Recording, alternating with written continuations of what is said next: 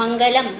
स जयति सिन्धुर्वदनो देवो यत्पादपङ्कजं वासरमणितं श्यामराशि नाश्यति विघ्नानां सुमुखचैर्दन्तश्च कपिलो गजकर्णकः लम्बोदरश्च विकटो विघ्ननाशो विनायक धूम्रकेतुगणाध्यक्षो भालचन्द्रो गजाननः द्वादशेतानि नामानि या पठे शृणुयादपि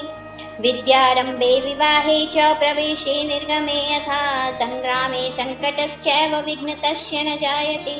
शुक्लाम्बरधरं देवं शशिवर्णं चतुर्भुजं प्रसन्नवदनं ध्यायेते सर्वविघ्नोपशान्ते व्यासं वसिष्ठनाप्तारं शक्ते पौत्रमकल्मष पराशरात्मजं वन्दे सुखतातं तपोनिधं व्यासाय विष्णुरूपाय व्यासरूपाय विष्णुवे नमो वे ब्रह्मणे निधये वासिष्ठाय नमो नमः अचतुर्वदनो ब्रह्मा द्विबाहुपरो हरि भाललोचनः शम्भो भगवान् पादनारायण इति श्रीमङ्गलं सम्पूर्णम्।